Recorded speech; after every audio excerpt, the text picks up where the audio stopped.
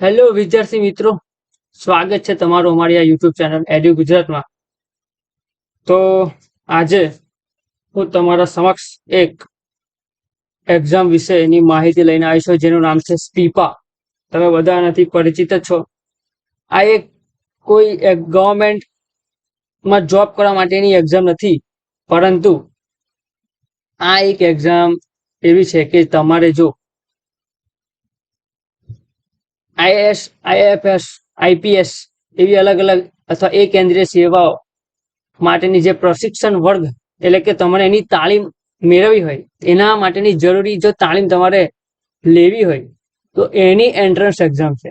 આ કોઈ નોકરીની જાહેરાત માટેની નથી, પ્રશિક્ષણ વર્ગ એટલે કે તમને ત્યાં આગળ એની ટ્રેનિંગ આપવામાં આવે છે અને એ પરથી તમે એ ટ્રેનિંગમાં પાસ થયા બાદ તમે ભવિષ્યમાં જો સારી એક્ઝામ આપો તો તમે આઈએએસ અથવા આઈએફએસ, આઈપીએસ વગેરે અધિકારી તમે બની શકો છો।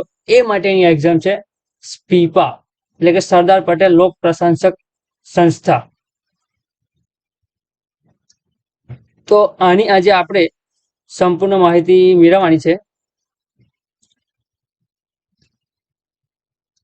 તો વિદ્યાર્થી મિત્રો, આ એક્ઝામ એ 2024 civil services exam IAS, IFS, IPS વગેરે અથવા બીજા ગ્રુપ એ કેન્દ્રીય સેવાની સ્પર્ધાત્મક પરીક્ષાની તૈયારી માટેના પ્રશિક્ષણ વર્ગ 2023-24 ની પ્રવેશ પરીક્ષા 2023 માટે સ્પીપા દ્વારા ઓનલાઈન અરજીઓ મંગાવવામાં આવે છે, એની એક્ઝામ છે। એનું જો અન્ય ઉમેદવાર આપણી ઓજસની જે વેબસાઇટ છે ojs.gujarat.government.in એવું તને ડિસ્ક્રિપ્શનમાં આપી દઈશ। એ વેબસાઇટ પર આપણે એનું ફોર્મ ભરવાનું છે। એને ફોર્મ ભરવાના ચાલુ થઈ ગયા છે 27/3/2023 થી। તો એની લાસ્ટ ડેટ છે 30/4/2023। એ 30/4 સુધી તમે ઓનલાઈન ફોર્મ ભરી શકો છો। ઓનલાઈન પહેલા આપણે અમુક બાબતો જે ધ્યાનમાં લેવાની છે એ આપણે જોઈ લઈશું। તો એની બાબતોમાં એવું છે કે શૈક્ષણિક લાયકાત અને પાત્રતા એટલે કે શૈક્ષણિક લાયકાતમાં ઉમેદવાર એટલે કે જે એક્ઝામ આપવાના છે એ કોઈ પણ યુનિવર્સિટી, માનદ યુનિવર્સિટી હોય એમાં સ્નાતક એટલે કે બેચલર ડિગ્રીમાં એટલે કે બીએસસી છે, બીએ, બીકોમ, બીસીએ વગેરે જેવી ડિગ્રી ધરાવતો હોય છે। માત્ર ખાલી અને ખાલી સ્નાતક એટલે કે બેચલર ડિગ્રી ધરાવતો હોય છે, અથવા જે વિદ્યાર્થીને એવું હોય કે મારે એક્ઝામ આપવી છે અને એ લાસ્ટ ટાઈમમાં હોય તો એ પણ એક્ઝામ આપી શકે છે। એમાં ફોર્મમાં આપણે જ્યારે ભરીએ ત્યારે appear to for last year અથવા સેમિસ્ટર ઓફ ગ્રેજ્યુએશન એક્ઝામ એનું જે આવે અથવા એનો trial and last seat number એ જે લખવાનું હોય એ લખવાનું હોય છે। અને ખાસ રાષ્ટ્રીયતા એ ઉમેદવાર ભારતનો જ નાગરિક હોવો જોઈએ, પાકિસ્તાનનો નહીં। ભારતનો નાગરિક હોય એનાથી જ આ ફોર્મ ભરી શકાશે, તો એની આપણે ખાસ ધ્યાન રાખવાનું છે। ત્યારબાદ ઉમેદવાર છે ને માતૃભાષામાં એ ભણેલો હોય એવું હોવું જોઈએ, અથવા 2023 પહેલાના ગુજરાતમાં 5 વર્ષ પહેલા વસવાટ કરેલો હોવો જોઈએ, એ રીતે છે। હવે કેટેગરીમાં એ પ્રમાણે કિસ્સામાં શૈક્ષણિક લાયકાત, વય મર્યાદા સંબંધિત જાતિ પ્રમાણપત્રો જે તરીકે એસટી, ઓબીસી હોય અથવા આર્થિક રીતે નબળા ઈડબ્લ્યુએસ જે પાત્રતા ધરાવતા હોય એના પ્રમાણપત્રો સરકારશ્રીની પ્રવર્તમાન સૂચનાનું અનુસંધાન ધ્યાનમાં રાખીને એ લોકોને લેવાના હોય છે, તો એનું પણ આપણે ધ્યાન રાખવાનું છે ખાસ। વય મર્યાદા આ રીતે છે કે વય મર્યાદામાં આગળ આપ્યું છે એ મુજબ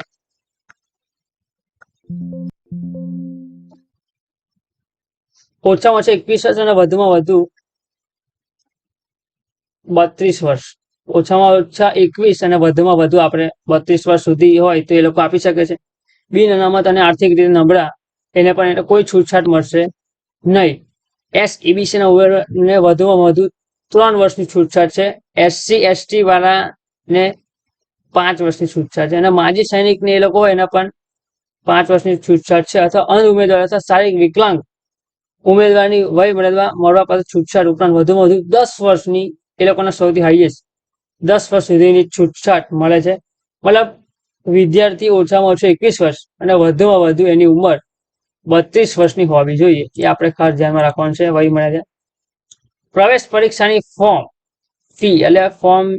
ફી આ મુજબ છે કે પ્રવેશ પરીક્ષા આપણે 27/3 થી તારીખ 30/4 સુધી એટલે કે લાસ્ટ ડેટ છે ત્યાં સુધી આપણે ભરી શકીએ છીએ ઓજસ વેબસાઇટ પર. ઓપન જનરલ કેટેગરીના લોકોને 300 રૂપિયા ફી ભરવાની છે તથા બીજા તમામ દિવ્યાંગ હોય અથવા એસટી એ બધા લોકોએ માત્ર 100 રૂપિયા ફી ભરવાની છે. અને આ ફી ભરવા માટે ઓજસ વેબસાઇટ છે.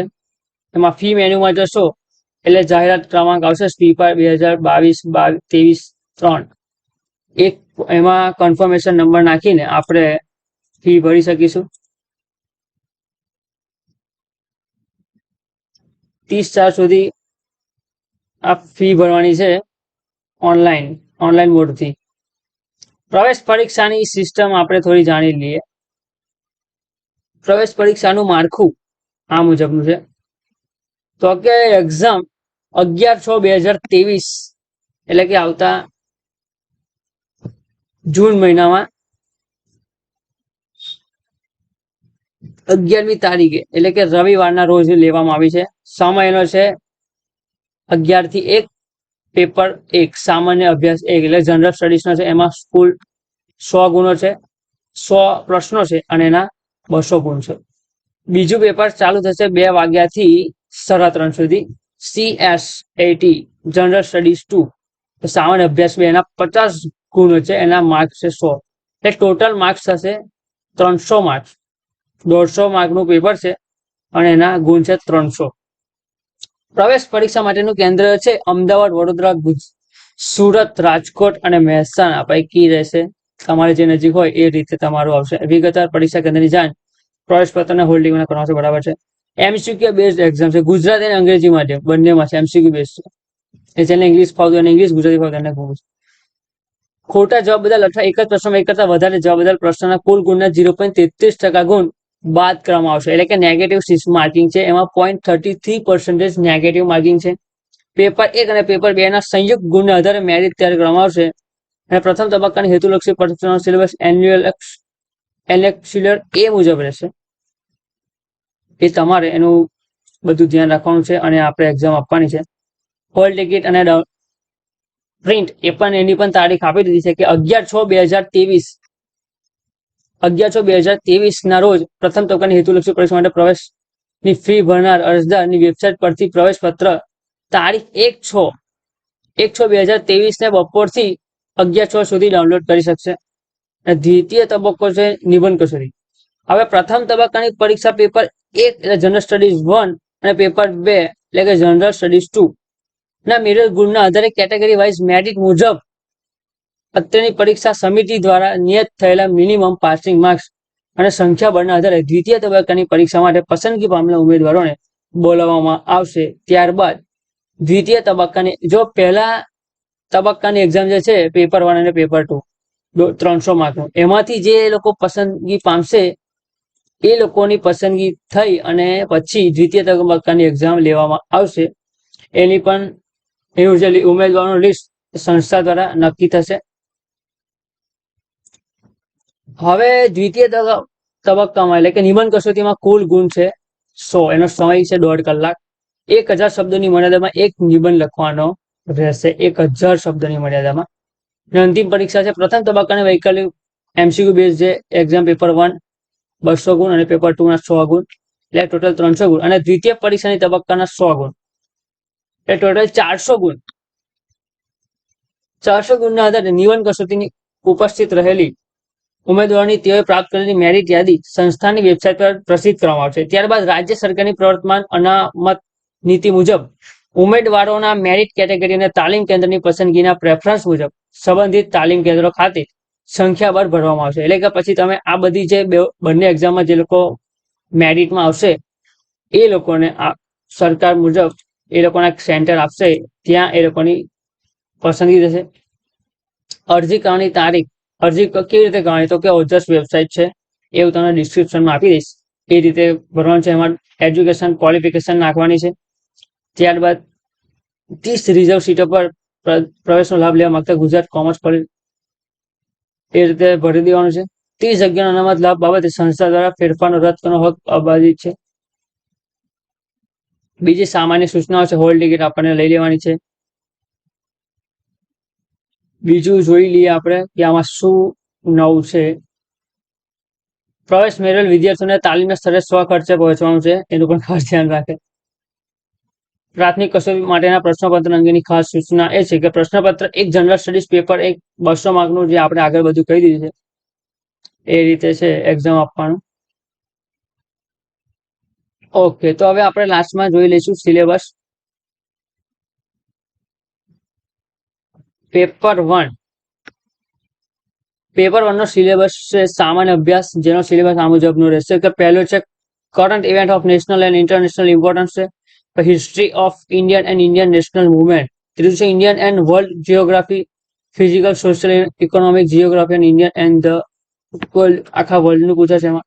Indian polity and governance, constitution, political system, Panchayati Raj છે, public policy, right issue, economics and social development, sustainable development, poverty, inclusion, demographics, society sector initiative, etc. General issue on environmental ecology, biodiversity and climate change that do not require subject specialization. આ બધા syllabus છે. એના 100 પ્રશ્નો છે. એના ગુણ હશે 200 અને ટોટલ 2 કલાકનું પેપર હશે જે તમારે આપવાનું છે. ત્યારબાદ પેપર 2માં શું છે?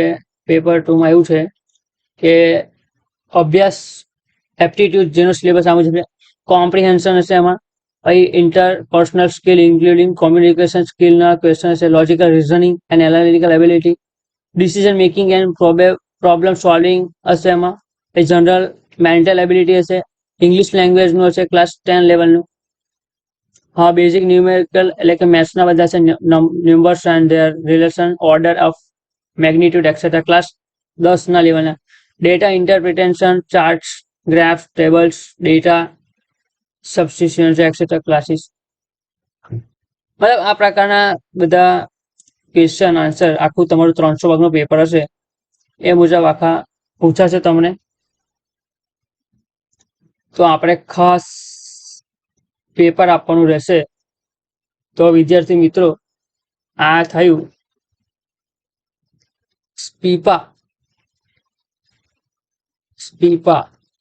સ્પીપાનો આખી તમને તમામ માહિતી આપણે તમને હું આપી દીધી છે. તો આ રીતે ફોર્મ ભરવાનું છે ઓજસની વેબસાઇટ પર. તો જો તમને વિડીયો ગમે હોય તો લાઈક કરો. તમારા મિત્રો જેને સ્પીપાનો ફોર્મ ભરવો હોય તેના સાથે શેર કરો. જો તમે બીજા સંબંધિત કોઈ પણ વિષય સંબંધિત વિડીયો જોઈતા હોય તો તમે અમને કમેન્ટ કરીને જણાવી શકો છો. અને અમારે સારો સપોર્ટ મળી રહે તે માટે અમારી ચેનલને સબસ્ક્રાઈબ કરવાનું ન ભૂલશો. સબસ્ક્રાઈબ કરતા રહો અને નવા વિડીયો જોતા રહો. Thank you. મળીએ હવે બીજા વિડીયોમાં.